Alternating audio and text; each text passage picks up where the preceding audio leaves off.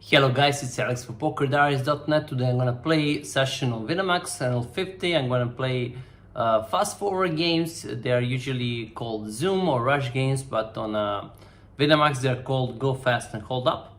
Let's see how it goes. This game tends to be a little crazy. Many people are short stacking. Many people are open shoving for their full stack. So tends to be really crazy. So here we're gonna squeeze with our king jack. We have a guy with a 33 VPIP opening button and the fish calling from the small blind. So anytime I see somebody calling from a small blind, I would assume he's a fish because Rex are usually free bet or folding from the small blind. So from a cutoff I'm gonna use 2.3 sizing. Here I'm gonna ISO with my king a7. I'm gonna use around 7 big blind sizing. So I would usually use 4 big blinds, but since this is a bump pot, there's added 5 big blinds. I'm gonna use little bigger sizing. If the UTG shoves, it would be really awful.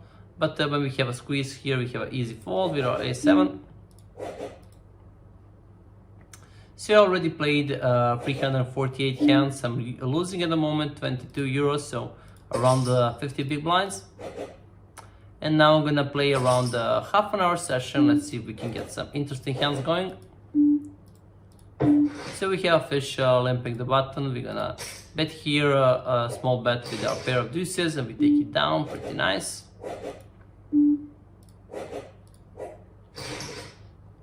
So this guy's also fish, limping UTG. So guy who are like fish but not that bad, I would just tag blue. So I have actually 3 tags for a fish. Blues are the guys who are playing around 35 or 40 VPIP. If they're playing around 50 VPIP, they're gonna be green ones, and over 50 they're gonna be pink ones. So this hand is opening according to any charts, any GTO charts, but I don't like to play it UTG. I'm gonna open it from a middle position.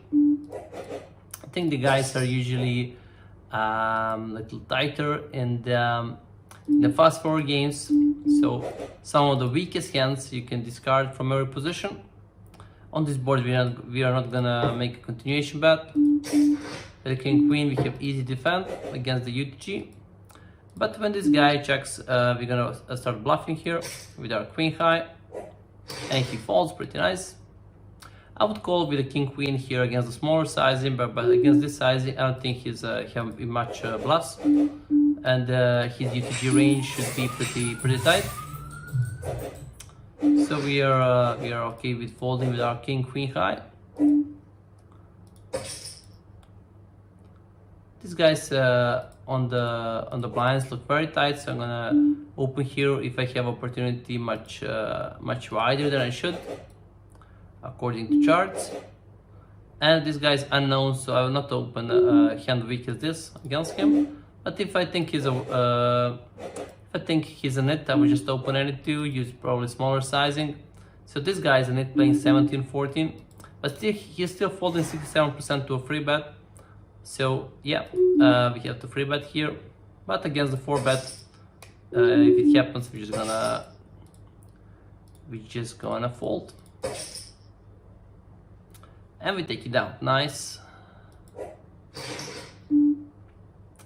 So this is the tactic many of this short stackers are doing here. So they're either folding or shoving. For some reason on WInamax it's pretty popular. On GG, on Stars, I didn't see many short stackers. Maybe the reason are these bump pots. They maybe think they should have a smaller stack for the bump pots, and it makes sense.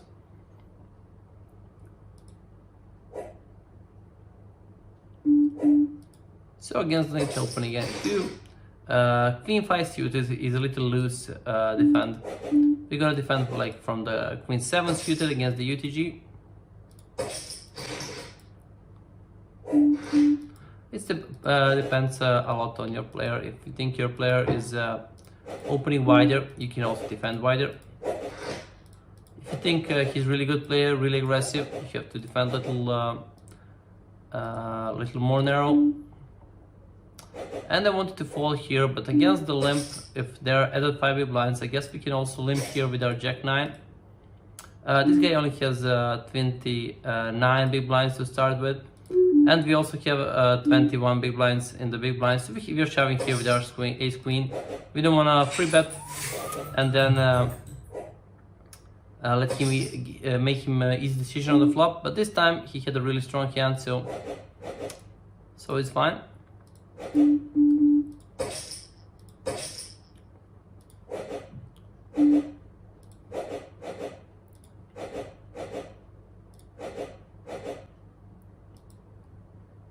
So we have a weaker player calling a small blind. Now he's donking whole pot, so pretty much he's doing all the moves to show us that he is a super donk.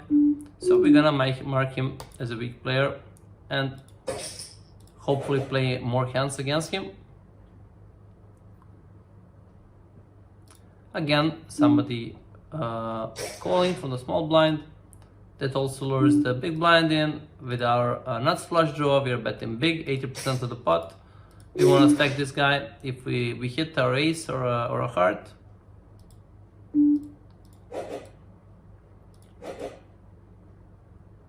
But when they fold, it's also fine outcome. And here we're not gonna bluff with our king 9. We're gonna check back. We're also winning on some showdowns. And our first ace of the session. Let's see if we can get something going. Okay, it started very, very good. Let's see if somebody continues against the squeeze.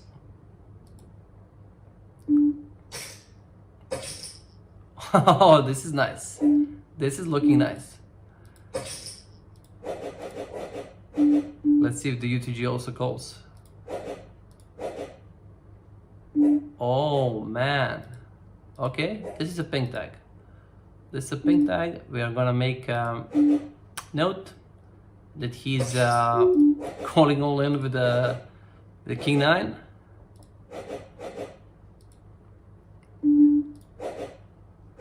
So I wanted to open this hand, but when it's already opened, I have to fold.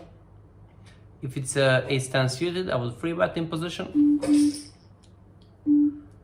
And I would fold because this guy is a shorty. He only had around 50 big blinds, but if he had 100 big blinds, I would call with my sixes, hoping to hit a set. So this guy is very nifty. He's folding to a free bet only 37% of time, so I would not free bet hand weak as a ace 7 suited. I would pick a little stronger hands to free bet against him because he's just not folding enough. So our hand need to hold more on the flop. So here we can see bet or we can check back. We have some decent equity. We can check back this time, let's see. And if I consider free betting or calling this hand, I would take a few things into consideration. So first thing, is there a fish on the blind? There is. I'm gonna call. So that's the reason to call, because now when the fish comes in, we have a bigger implied odds. And here we can make one small value bet with our sevens. And also with our 6-7, we're gonna go for a smaller value bet, make he checks. But if he continues, we're not gonna bluff the turn also.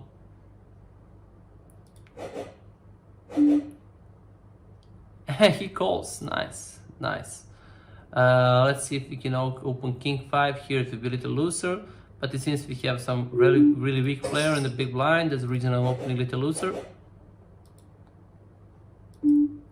So this guy will also marked as a net, playing 15 VPIP. And against the flat from the button, we're not gonna see bet on this board. Also, this is a board really good for a pre-flop caller, so we're gonna check back here. If he checks again, we can start bluffing on the turn, but not on the flop. On the flop, it would be a little too loose. Also, this board is also much better for a pre-flop caller than from a pre-flop raiser. So, checking back, making a defend with our deuces. This guy is also shorty. So now we can start bluffing here, using a little bigger sizing. But if he calls, I will not bluff the river, because now he can still have a sets, he can still have 2 pairs, he's probably not folding them on the river. So my plan here is to only fold out his under pairs and to fold out his overcards, and that's it. And he falls pretty nice.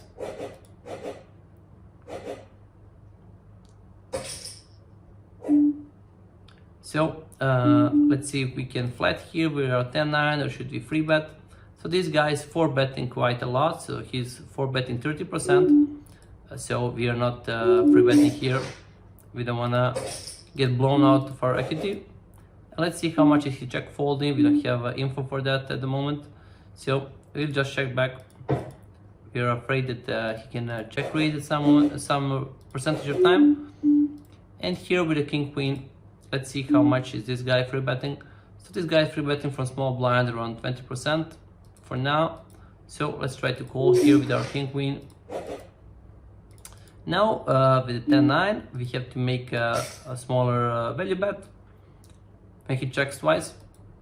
And unfortunately on this board we cannot do much. He's using bigger sizes, so we just have to fold.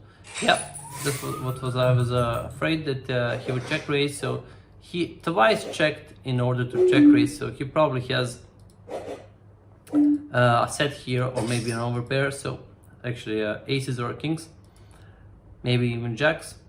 So we have to fold. With our we had a better draw, so we had also a flush draw and a gut shot with call, but only with pair and a gut shot. I think call is too weak here. Let's see what are our results at the moment. So at the moment, for last 47 minutes of play, I'm losing 10 euros at the moment.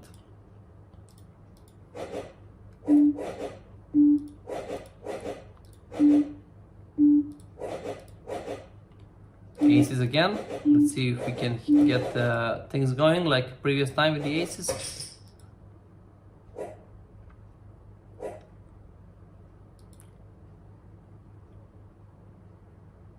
Oh, nice. So nice. So we are at least getting 14 euros. If this guy calls, it would be really great. Okay, 14 euros is fine.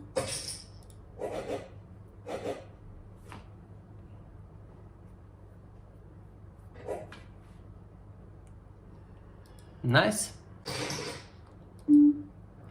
So we are defending big blind with queen 10. Our bottom defending range should be queen 9. Everything under that we should fold. And now I have to turn my hand into bluff. I'm gonna probably bet turn and bet the river to fold out his middling pairs like 2 9s, 2 10s, 2 jacks. Using a little bigger sizing here. And he folds pretty nice. So with our pair of 7s, we can see bet here, we can check. Let's check this time. He checks back, so we are going for a smaller bet here to fold out his overcards. Or maybe we can make him call some under pair he has. On this board we can see bet our whole range, or we can check. Let's try to bet half of the pot. And he check raises, so this check raise doesn't make much sense, but we cannot defend with our king high, so we are folding. On this board we're gonna make 1/3 bet. We don't want to make a big pot with our pair of 6s, but we still have at least 2 streets of value. He can still have a flush draws, he can still have 2 overcards. And we take it down with our pair of 6s, nice.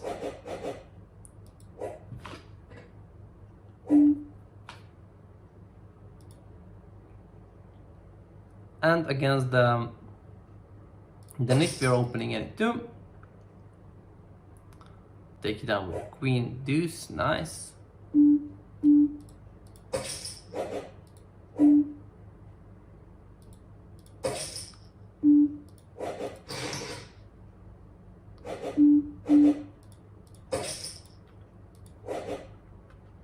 So on this board with our gut shot and overcard, we're gonna make a c-bet around 3/4 of the pot.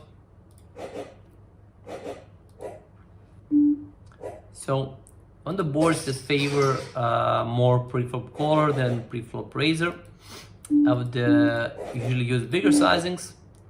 On the flops that favor pre-flop raiser, I would use smaller sizings.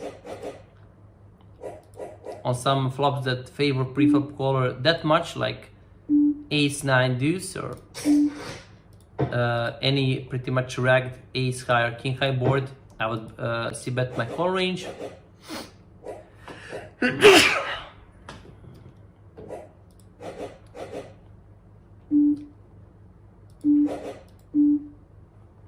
So we cannot defend here with our 2 sevens against his bigger sizing. We could defend against 1/3, but when he's using 66% of time, we have to fold. With ace jack, standard pre-steal. For re-stealing from small blind, we're gonna use 10 big blinds. For re-steal from the big blind, we're gonna use 11 big blinds. The reason for that is because we have more bluffs from the small blind than from the big blind. And nice, let's see if we can, nice, we can get the stacks in. And he made some totally ridiculous bluff without any equity. Okay, here we are only calling to keep the fish in. And this board I couldn't make a c-bet. But now I'm gonna bet with my 2 over cards and the nuts flush draw. And when he folds, it's also fine. 7-6 is too weak to free bet from the middle position. So we are just folding. Let's see if we finally get into green. And we are in the green. We are winning 14 euros at the moment. So this is not a great board for us, but against 2 checks, we have to stab 1/3 here in position. With ace jack, we can fold or we can free bet. We are pretty much never calling here. Let's free bet this time. And when this guy calls, he has a lot of pairs in his range. He has a lot of like 10s, jacks, queens. So we're actually gonna turn our 8s into bluff. We're gonna bluff here 18 big blinds, and we're gonna probably shove the river. And he folds, nice. So our intention was to fold out his middling pairs. He's never folding the ace, but he's also very rarely checking the ace against the fish. He probably wants to get the full value against the fish. So we're gonna attack capped ranges when we can. This is obviously the worst possible run out for us. Now the 10 beats us, the ace queen, ace jack, ace king beat us.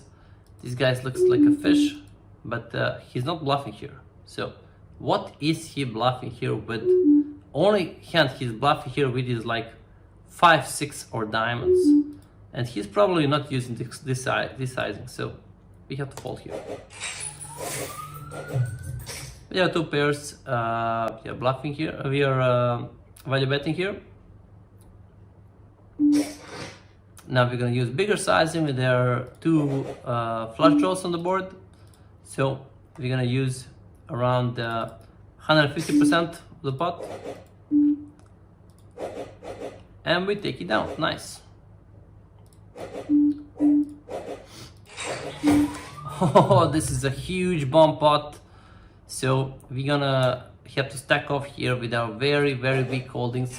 So I'm gonna stack here off with around 25-30% of my whole range, and expecting it to get 2 more calls when I call here. With added 100 big blinds to the pot, I think we have to gamble here. Let's see.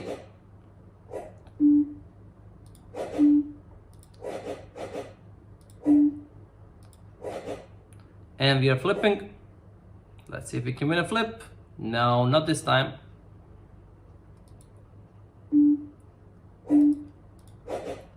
Unfortunate.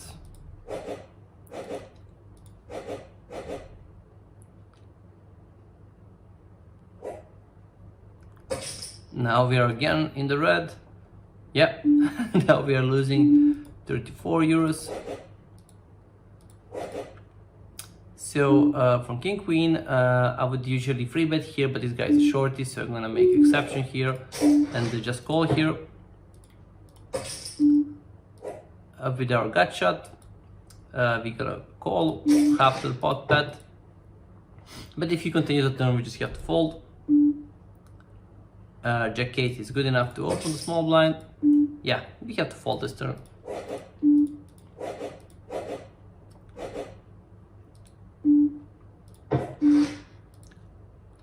So Ace Jack suited is good enough to free bet in position.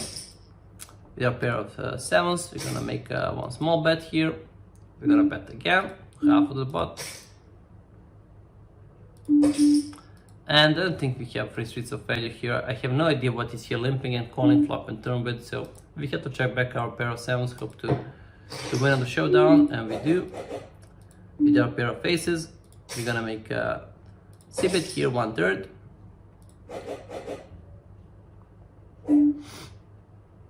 And we take it out, nice.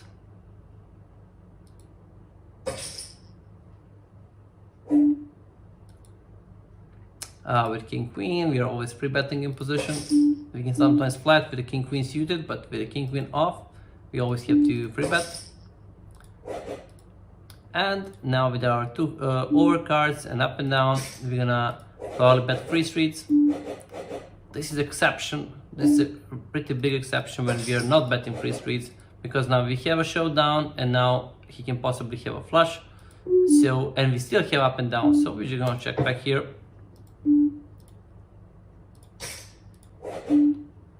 When he checks, he probably has a jack in his range, he probably has a 10 in his range, he probably has a weaker pairs like 2 8s or 2 7s or 2 9s, but I don't think he's calling that, so that's the reason I'm gonna check back the river here.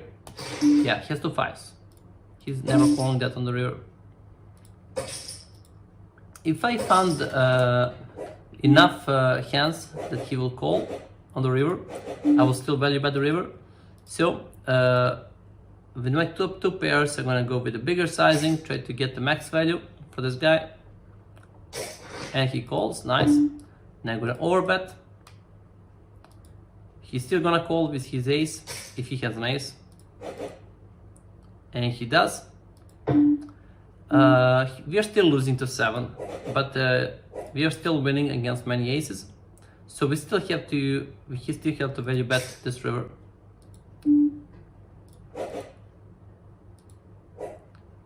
And he folds. It's fine. We still get a pretty nice value from him.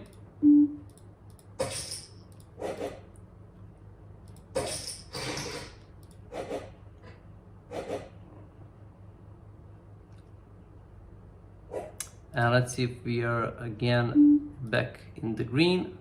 No, not yet. Minus 9 euros at the moment.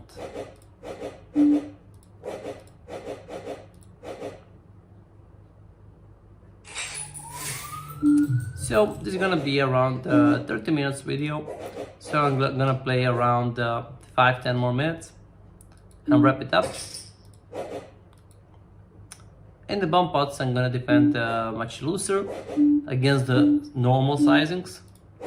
So this sizing is mathematically totally incorrect. It should be much bigger because there is added big blinds to the pot.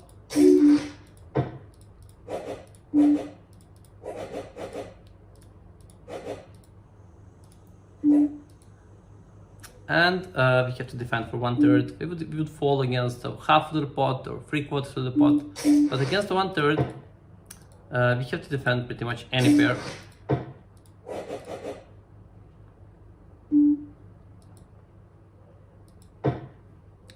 With our ace, we are hoping to get a cheap showdown, We're still winning against some smaller pairs, but when he bets 3/4 of the pot, we're gonna fold. And here we are still winning against many hands he can possibly have. So we're checking here, hoping to get to a chip showdown.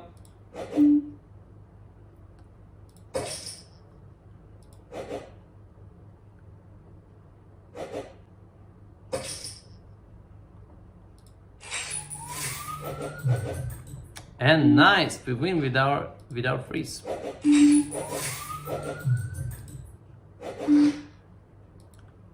This is a pretty big sizing. We are not defending hand weak as this, even against the guy who looks like a fish.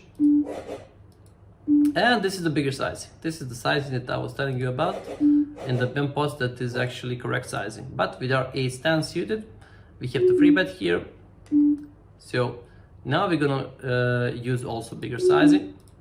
So this sizing now turns into 4-bet pots. So I don't expect him to ever bluff here.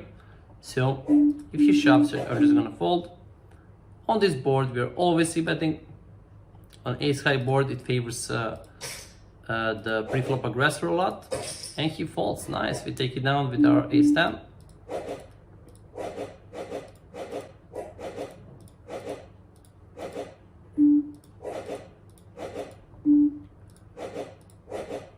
In many situations, it can be very, very hard to find the bluff. So you have to be observant of these situations when you think that the opponent is never bluffing.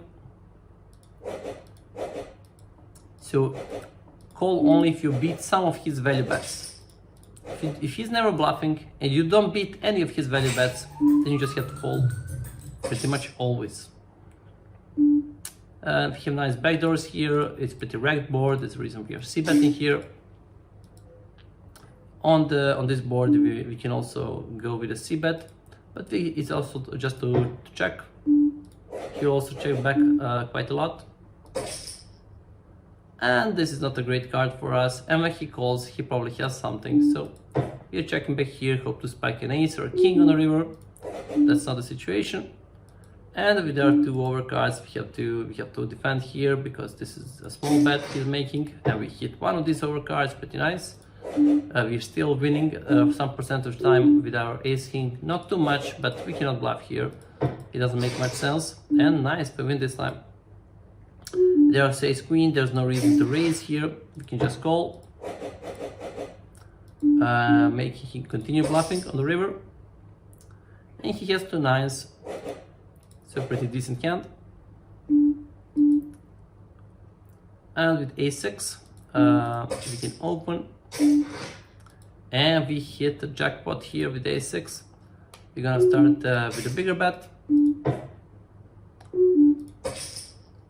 Now we're gonna bet even bigger, trying to get his stacks in until the river. And he calls. We are shoving the river.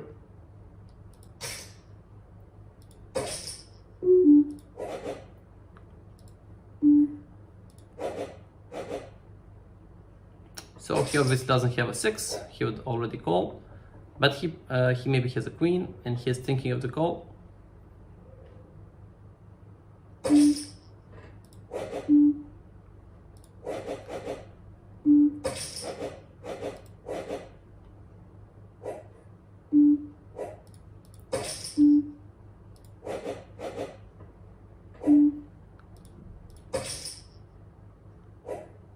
And he doesn't call, but we still get some nice value from him with our turnover bet.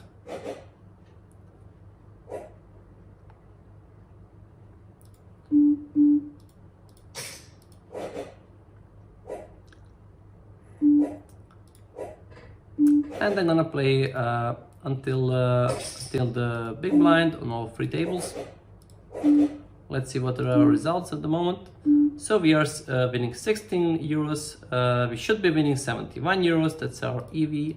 But I think it's fine. We started this video with a minus 20 euros. So it's pretty good outcome, I think. Let's see if some other interesting hand pops out.